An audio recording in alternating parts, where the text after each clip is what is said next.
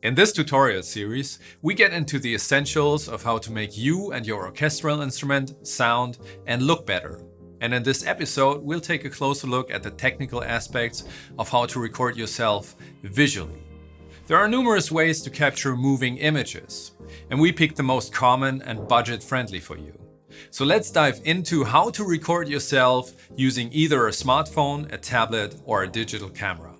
Did you ever try to find the right height or angle with your smartphone while lacking the proper tools and then using music stands or chairs to get even closer to your desired framing? A stable tripod and a smartphone holder will get you a long way and won't even break the bank. Being able to position your smartphone vertically or horizontally will enable the viewer to see everything of importance.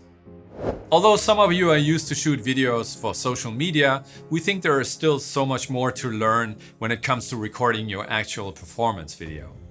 Automatic corrections being done by the phone, such as autofocus, auto exposure, and auto white balance, might help when things are moving quickly, but they can also be distracting or even ruin a picture. We think you can achieve better results using manual settings. Great apps for your smartphone that will help you get on top of these issues are ProMovie and Filmic Pro. Here you can dial in all the settings you need. We recommend to set it for manual exposure to avoid sudden changes in luminance and also to adjust the focus yourself. Frame rates for your video depend on your location. If you're in Europe, use 25 frames per second. If you're in the States, you can use either 24 or 30 frames per second. This makes sure that your video is in sync with the light and other electronic equipment to avoid flickering video. If you're happy with the lighting of the scene, you should lock the white balance. And if you're using an external microphone, you can also select it in the app.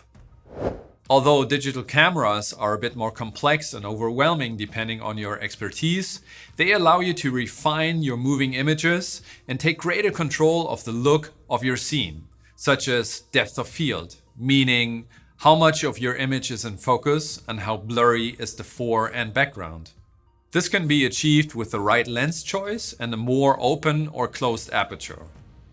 Generally speaking, the longer the focal length of your lens, something like 50mm or 85mm, will give you a more compressed image with more separation between you and your background.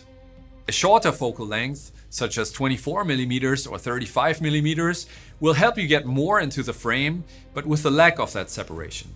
This is how it looks.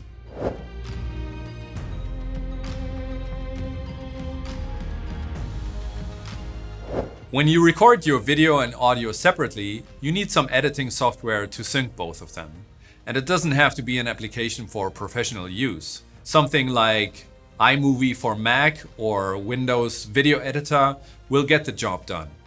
In order to be able to easily sync your audio and video after the recording, it's a good idea to establish an audio-visual marker right before your performance. In movie productions, they use clappers. In our case, a hand clap will do just fine. In the edit, you look for that marker in your video file and sync it with the audio from your external recorder. When you produce a video for a contest or for an institution, you should make sure that you meet the guidelines for file size and video and audio quality. Usually, the required video resolution will be 1080p, called Full HD, with an aspect ratio of 16:9. You can also shoot in 4K, but your file sizes will be much bigger.